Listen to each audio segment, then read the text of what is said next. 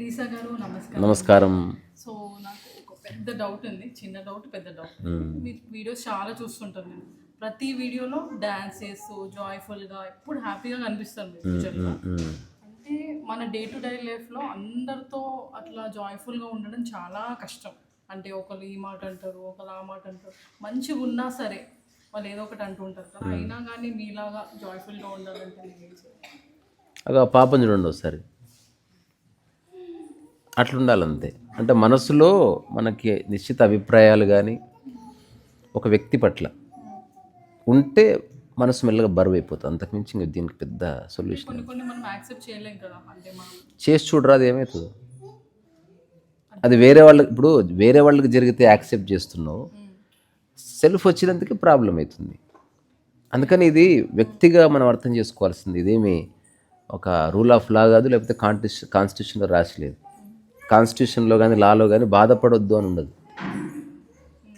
అది వ్యక్తిగత ఛాయిస్ కాబట్టి వదిలేశారు. ప్రతి ఒక్కరు చిన్నగా ఉన్నప్పుడేమో మమ్మీ డాడీ, కొంచెం పెద్ద అయ్యాక టీచర్స్, తర్వాత పెళ్ళైతే అత్త మామలు, అట్లా లైక్ ఎవరో ఒకరు ఫ్యామిలీలో ఏదో ఒక మాట అంటూనే ఉంటారు, మనం పడుతూనే ఉంటాం. ఉంటుంది. దాని నుంచి బయటపడాలంటే వాళ్ళతో పోరాడడం అని మనం ఏదో కొత్త దాన్ని లైఫ్లోకి ఆహ్వానించాలి. ఒక 2-3 సంవత్సరాలు కష్టపడైనా ఇది అప్పుడు ఇది ఓకే మీరు అన్నట్టు కామ్గా ఉన్న పర్సన్కి ఓకే. హైపర్ యాక్టివ్గా ఉన్న పర్సన్ యాక్సెప్ట్ చేయలేదు కదా, అలాంటి వాళ్ళు ఎలా చేంజ్ అవ్వచ్చు?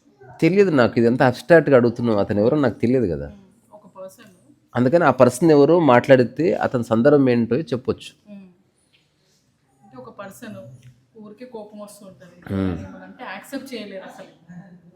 అది ఎందుకు చేయట్లేదు. ఇంకోటి, మన లైఫ్ అంతా కలిసి ఉండాలని రూల్ ఏం లేదుగా.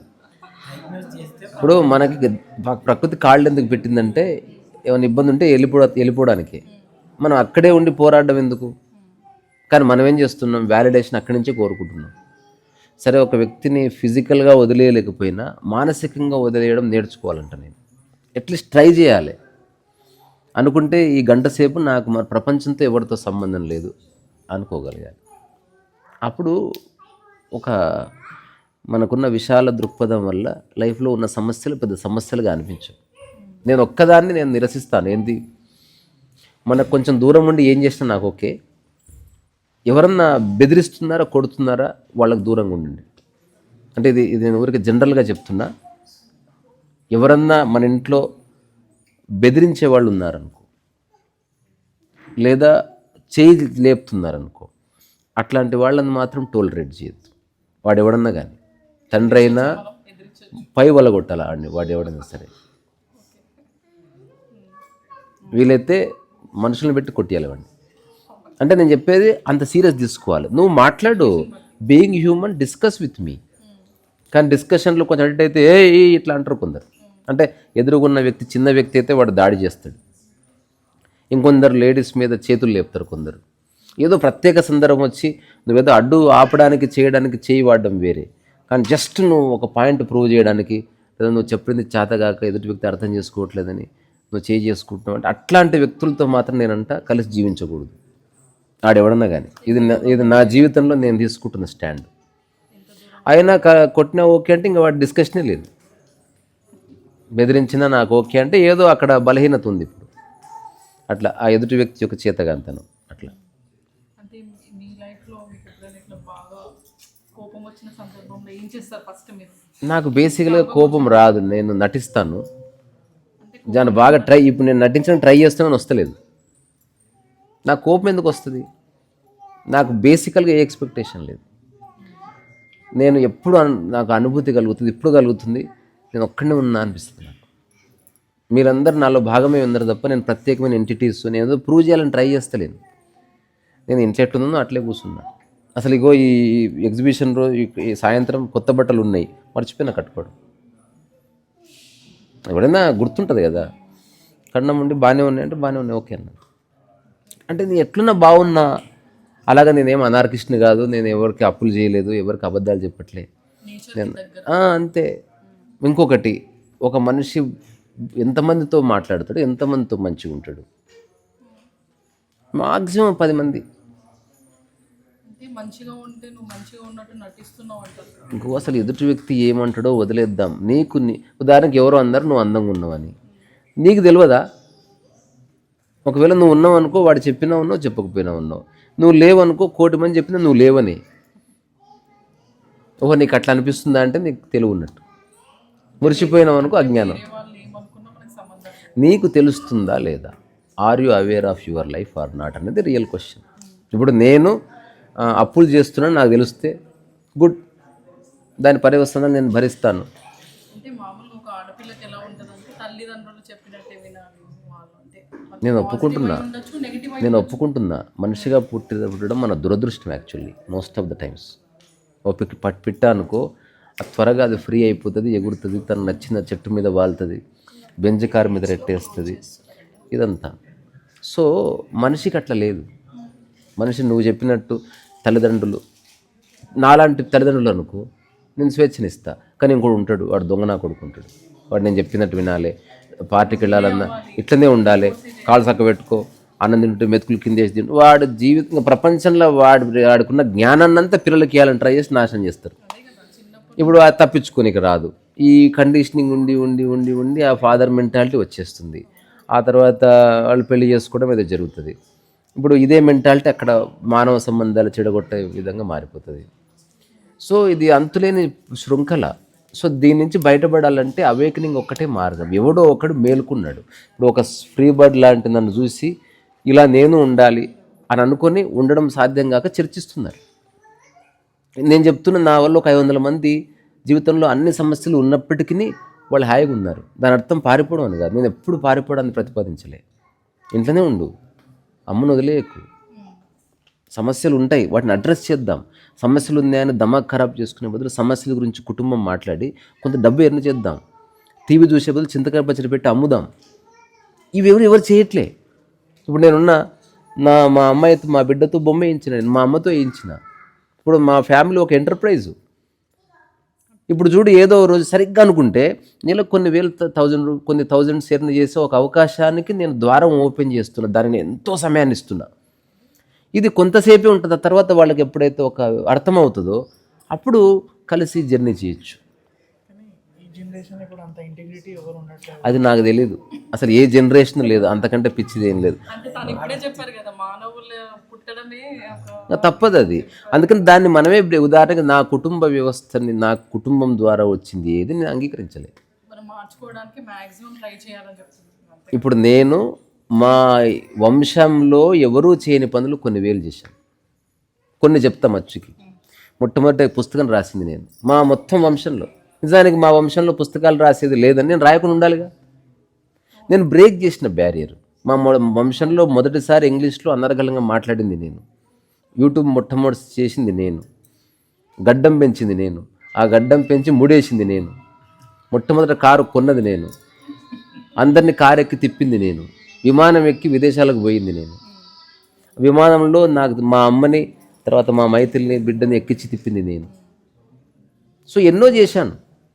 సో ఇప్పుడు అవన్నీ ఆ గర్వం కోసం కాదు, మా ఈ కుటుంబం చేసిందే నేను చేయాలనుకుంటే ఇవేవి నేను చేసి ఉండకూడదు. ఒక టైంలో మమ్మీ డాడీ అందరిని వదిలేసి you have to look at your own life. జీవితకాలం ఒకరి షాడో కింద ఉండకూడదు. రమణ మహర్షి కూడా చెప్పేవారు, నన్ను అభిమానిస్తూ ఇక్కడే ఉండిపోకుండా.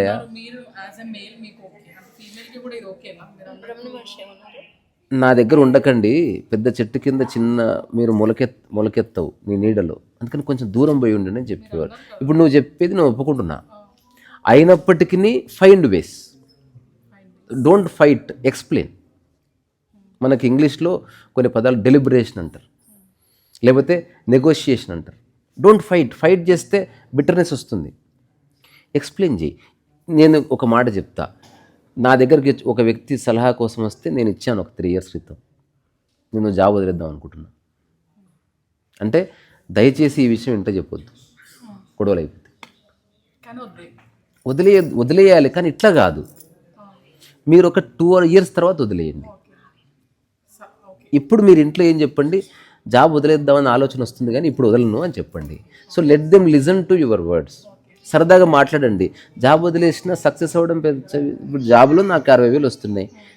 జాబ్ లేకుండా కూడా తక్కువ సమయంలో ఎర్న్ చేయొచ్చు అని నాకు అనిపిస్తున్నది. నాకు మీ ఐడియాస్ కావాలి.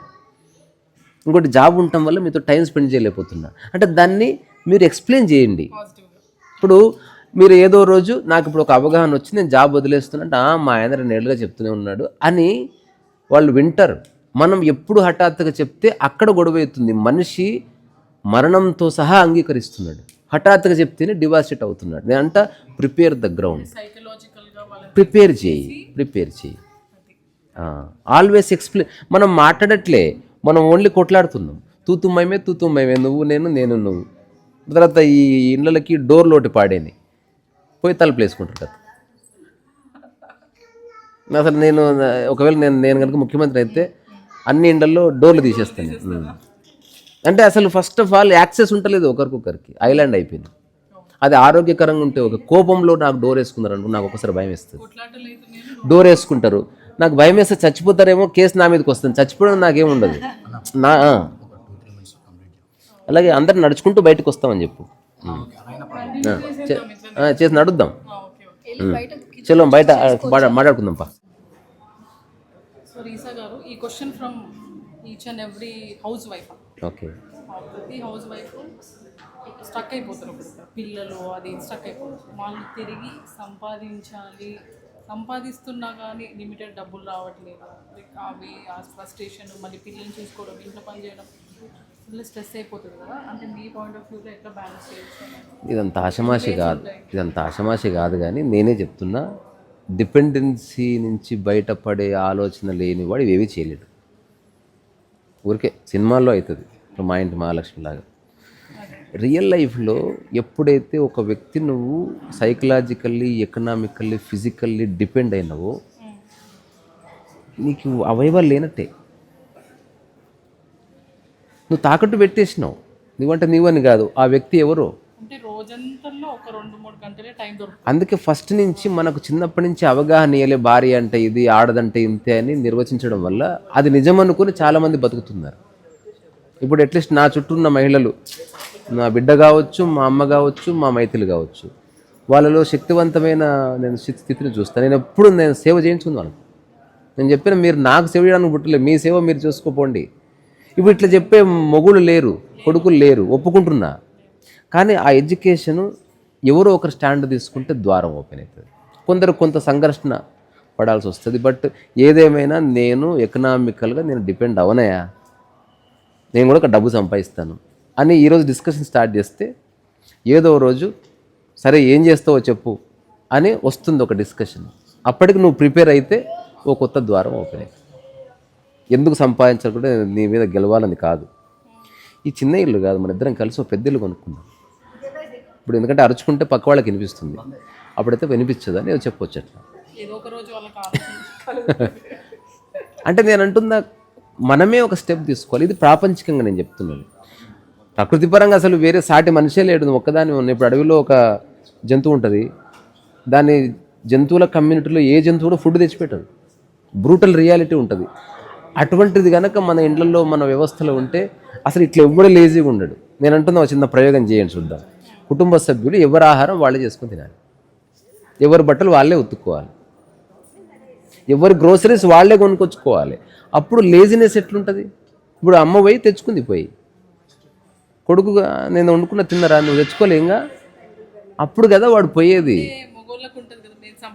నేను అంటున్నది ప్రకృతి పరంగా జీవించాలంటే అట్లుంటుంది. ప్రాపంచికంగా డిపెండెన్సీ ఉంది కాబట్టి డిపెండ్ అవుతూ నేను నీ మీద లైఫ్ అంతా డిపెండ్ అవ్వలేను. నేను కూడా ఫ్రీ, నాకు ఒక మైండ్ ఉంది బాబు. నువ్వు పని చేయి, ఒక 10 ఏళ్ళు నేను ఉద్యోగం చేస్తా, నువ్వు వండిపెట్టు. ప్రయోగం చేస్తేనే అయితే. ఇప్పుడు నేను చెప్పేది సినిమా కాన్సెప్ట్ లాగే ఉన్నా, నేను చేశాను. నేను మా కుటుంబ సభ్యులతో ఎందుకు సేవ చేయించుకున్నానంటే వాళ్ళు నాకు సేవ చేయడం వల్ల వాళ్ళ సమయాన్ని వృధా చేసుకోవడం నేను ఒప్పుకోను. అది వాళ్ళకి ఎస్కేప్ రూటు. నేను పూర్తి స్వేచ్ఛ, డబ్బు గిబ్బు అన్నీ అరేంజ్ చేసి, ఇగో ఇంత స్వేచ్ఛలో నేను ఇది చేస్తున్నా, మీరు ఏం చేస్తున్నారని చూడాలనుకుంటున్నాను. మీరు లైఫ్లో ఎప్పుడు బ్లేమ్ చేయొద్దు, మా ఆయన వల్ల నేనేం చేయలేకపోయాను, మా ఇంటి వాతావరణం జబర్దస్త్ క్రియేట్ చేసి పెట్టిన, ఇప్పుడు ఏం చేస్తావో అది నీది, నాకు సంబంధం లేదు. ప్రతి వాళ్ళకి చిన్నపిల్లల నుంచి ఆధ్యాత్మికంగా ఎట్లా నేర్పించాలి వాళ్ళకి? ఆధ్యాత్మికం అంటే అది అంత ఆషమాషి కాదు. ఒక్కటి, ఈ ప్రకృతిలో నువ్వు ఎవ్వరి మీద ఆధారపడకుండా జీవించాలి. ఒకటి, నీ మనస్సులో ఎవరిని మోయకూడదు. ఏ వ్యక్తిని ఆలోచించకు. ఆలోచించారు. తర్వాత నువ్వు ఎవరిని పోల్చుకోకు. నీకు ఎంత శక్తి ఉందో అది లాభ నష్టాలకు అతీతంగా పనిచేయడం. ఇది ఆధ్యాత్మికం అంటే ప్రతి పని పూజ అంటే పూర్ణ శ్రద్ధలో చేసేది కాబట్టి అన్ని పనులు అట్లా శ్రద్ధగా చేస్తే సరిపోతుంది.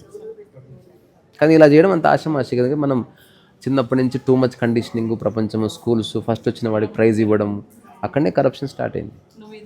ఇదే అవ్వాలి. తర్వాత కుటుంబ పరువు ప్రతిష్టలకి, ఉద్యోగాలకు లింక్ పెట్టడం రకరకాలుగా ఉంది. అంటే మా ఇంట్లో మినిమం టీచర్ జాబ్ చేయాలంటే, ఎందుకు అటెండర్ ఎందుకు చేయకూడదు అని ప్రశ్నిస్తే నువ్వు అడ్డదిడ్డంగా మాట్లాడుతున్నావు అంటారు. ఇంట్లో వదిలేసిపోతావంటే వాడికి ఆస్తి ఇయ్యరు, ఇంట్లో ఉంటే వాడిని ఉన్నట్టు ఉండనియ్యరు. ఎట్లా చావాలి మరి? అందుకని వీటన్నిటి మధ్యన కొందరు లక్కీగా మంచి ప్లేస్లో పుడతారు, కొందరు రాంగ్ ప్లేస్లో పుడతారు. నేనంట సరైన వ్యక్తుల అవగాహన లేకపోతే వాళ్ళ సలహాలు తీసుకొని better to escape from home. అట్లా ఉండి కూడా మనం ఉండొచ్చు. పీస్కి దీనికి సంబంధం లేదు అసలు. పీస్కి దీనికి అసలు పూర్ణ శాంతికి, ఆనందానికి, ప్రశాంతతకి వీటితో ఏ సంబంధం లేదు. అమ్మో అది దారుణం. అంటే అది మనం అసలు నేను ఎప్పుడో డిక్లేర్ చేసిన పరువు లేదు, ప్రతిష్ట లేదు, నాకేమీ లేదు. నా పరువు ఎవడూ తీయలేడు, ఎందుకంటే నా పరువు నేనే తీసుకుంటున్నాను కాబట్టి. ఎందుకంటే వద్దది అబద్ధం కదా. ప్రపంచం పరువు అంటే ఏంది నిజానికి ఎవరికి తెలియదు, ఒక ఫాల్స్ ప్రెస్టేజ్ అది. కానీ మీరు ఇంతకుముందు అన్నారు కదా స్టార్టింగ్లో, అంటే ఫస్ట్ యాక్సెప్ట్ చేయకుండా వాళ్ళకి స్లోగా వాళ్ళు చెప్పాలి. ఇప్పుడు నాకు పరువు లేదన్నా అందరు నవ్వుతున్నారు చూడు. ఎందుకంటే అడుక్కోవడం వల్ల వచ్చే ప్రేమ, గౌరవం నీచమైంది. నన్ను చూస్తే గౌరవం కలగాలి, నేను ఆశించకూడదు. నన్ను చూస్తే నీళ్ళు ఇవ్వాలనిపించాలి, ఇంకా వచ్చాను తేరా అని అనకూడదు. ఇంకా అదేం రెస్పెక్టు అంతే. రెండోది నేనేం ఆశిస్తలేను, నేను క్లియర్గా ఉన్నాను, నా కాన్షియన్స్లో నేను ప్యూర్గా ఉన్నాను. ఎందుకంటే ఏదో రోజు ఒంటరిగా ఎట్లా పుట్టానో ఒంటరిగానే నేను ఇక్కడి నుంచి నిష్క్రమిస్తా, శరీరాన్ని వదిలేస్తా అనుకుందాం. మంచిగా ఏమో నాకు ఎవరెవరైతే అసలు సీరియస్గా ఫేసులు పెడతారో నేను ఘోరంగా ఆశ్చర్యపోతాను. అంటే ఏమైంది, చిన్న ఏజ్ ఎవడో అన్నాడని ఎవరినో గురించి ఆలోచించి మనసులో కల్పనలు క్రియేట్ చేసుకొని you are killing your own joy. దానికంటే పిచ్చివాడు బెటర్. వాడు ఏ ఊర్లో ఉంటాడో, మా ఊర్లో పిచ్చివాడు ఉంటాడు, ప్లాస్టిక్ డబ్బా దొరికితే చాలు పరిగెత్తుకొని ఇట్లా కొట్టుకుంటాడు, ఇట్లా టక్ టక్ టక్ టక్ టక్ టక్ అని ఒక 3 hours కొట్టుకుంటాడు ఇట్లా. తర్వాత దాన్ని నలిపి తొక్కి ఇంకో ప్లాస్టిక్ డబ్బా కొట్టుకు. అసలు నాకు అతని జీవితం నేను ఇష్టపడదు, నాకు వద్దు. నేను అంటే యూ షుడ్ సెలబ్రేట్.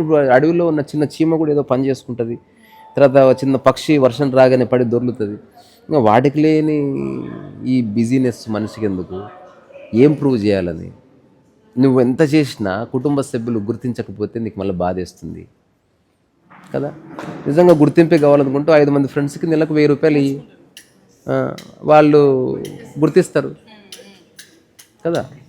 నువ్వు రాగానే గుర్తించమని చెప్తే గుర్తిస్తారేమని అట్లా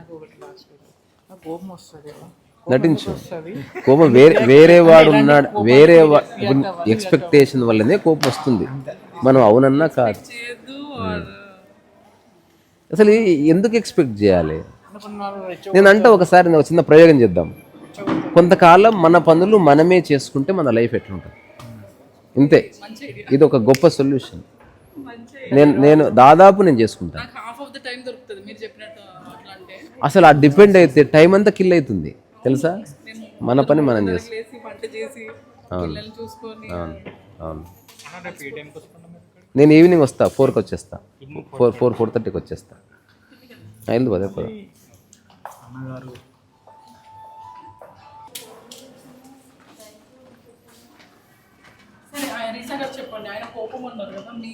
ఏమో అది సపరేట్ టాపిక్. ఎందుకు వస్తుంది ఇప్పుడు అది రాదు. అద్వైతము శంకర్లు చెప్పింది పూర్ణంగా తెలిస్తే తప్ప కోపం రాని స్థితి రాదు. లేకపోతే కోపం వస్తుంది, ద్వేషం వస్తుంది. ఇంకా చెప్తారు కదా తెలంగాణ తీటలేస్తే ఒక్కోసారి ఒకరిని చూసి వాడిని చంపేయాలనిపిస్తుంది ఒక్కొక్కసారి. అట్లా వస్తుంది. ఏం చేయాలని అర్థం కాక పళ్ళు పట్టపట్ట కొరికి గోడను కుదిరిన వాళ్ళు ఉన్నారు. నాకు ఇబ్బంది ఉంది మనుషులతో. నాకు కోపాలు తాపాలు ఏం లేవు. కొన్నిసార్లు పనులు చేయించడం కోసం అరుస్తాను, కొన్నిసార్లు ఇగ్నోర్ చేస్తాను. బట్ నాకు జెన్యున్గా ఇప్పుడు ఒకడిని బతికడానికి కోస్తాడు, అది కోపంతో కాదు. రెండోది, నేను నా బైక్ రిపేర్ చేసుకోవడానికి నేను సుత్తి తీసుకొని బైక్ను కొడుతున్నా, ద్వేషం ఏం లేదు నాకు. సరిచేసే ప్రయత్నంలో కొన్నిసార్లు ఫోర్స్ అవసరమవుతుంది, కానీ దాంట్లో ఏమాత్రం ద్వేషం ఉన్నా వ్యక్తిగతం అయిపోయింది. ఇప్పుడు వ్యక్తిగతం ఏమి ఉండకూడదు. అంటే ఈ చిన్న తేడాను గుర్తించడం చాలా కష్టం. నిజంగా కోపాన్ని నటిస్తున్నవాడు, నిజంగా కోపడుతున్నాడు ఒకలాగా కనిపిస్తున్నారు. ఇంకా కోపం నటించేవాడే నిజంగా కోపడుతున్నాడు కనిపిస్తుంది, బికాజ్ హీఈస్ యాక్టింగ్ వెల్. నిజంగా కోపడ్డవాడు కొలాప్స్ అయిపోతాడు, వాడికి ఎనర్జీ డ్రైన్ అయిపోతుంది. మీరు అన్నట్టు మనకేం సంబంధం లేదన్నప్పుడు కోపమే రాదు. ఇంకోటి నేను అంటున్నది, ఇన్నేళ్లుగా కోపడి ఏం సాధించావు అని. రెండోది, సెకండ్ పడలేవా కోపం? ఒక 1 minute కోపడి వెళ్ళిపో, నిజమైన కోపమైనా కూడా. బుద్ధుడు చెప్పిండు ఒకటే, ఏదైనా సంఘటన జరిగితే నీ ప్రతిస్పందన ఎట్లుంటుంది, దాన్ని ఎంతసేపు కొనసాగిస్తావు అన్న చోట నీ జీవితం ఆధారపడుతుంది. ఇప్పుడు మీరు ఏదో చేయడం వల్ల నాకు ఇబ్బంది అయింది, కోపం వచ్చింది, నిజంగానే వచ్చింది అనుకుందాం, అది నిమిషంలో ముగించలేనా? ఎందుకంటే నిమిషమైనా 10 days అయినా టైమే కదా. ఇంటెలిజెన్స్ అనేది అక్కడ. మీకు జీవితం పట్ల అవగాహన ఉందంటే మీరు నిమిషంలో విషయాన్ని ముగించబోతున్నారు. ఎందుకు? ఓకే,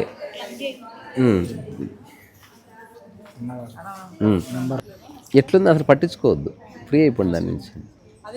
విషయం ఇంపార్టెంట్. మనం చిరంజీవి కాదు, లేకపోతే ఐశ్వర్య కాదు, వీళ్ళ అందాలు చూద్దాం అనుకోవడానికి. మనం చెప్పేది కంటెంటే, ఎవ్వరు పట్టించుకోరు అసలు. మనం ఎత్తిన దుప్పటి కప్పుకొని మాట్లాడుకుని ఎవరు పట్టించుకోరు. చివరిగా ఏదైనా ఒక్కటి అడుగు, చెప్తా, అతను తెలియదు.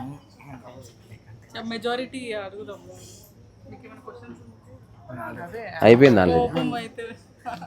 ఇప్పుడు అన్నాడు కదా, ఈటలు అయితే చంపేయాలనిపిస్తుంది, అంత పీక్స్ ఉంటుంది. అది నేను ఫీల్ అయినా, ఇప్పుడు కూడా ఫీల్ అవుతా.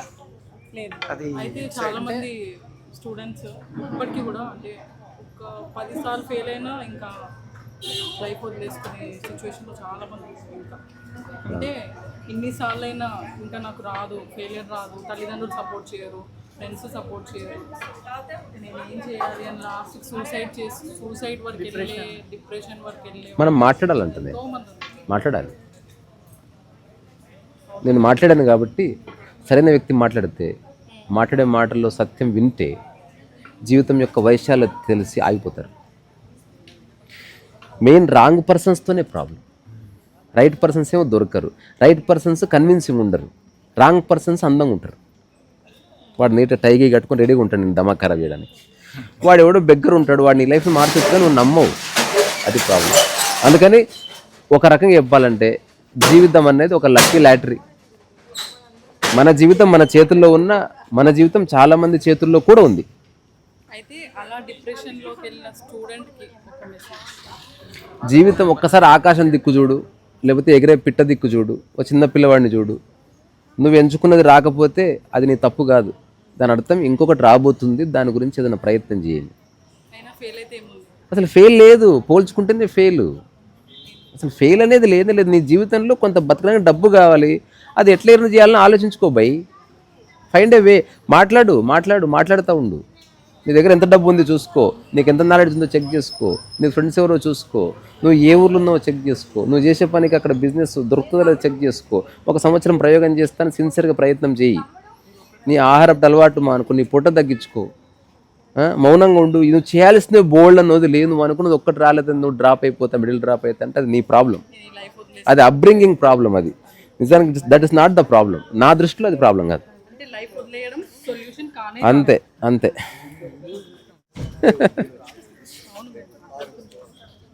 సరే మరి. సో ఎగ్జిబిషన్కి వచ్చారు, సంతోషం.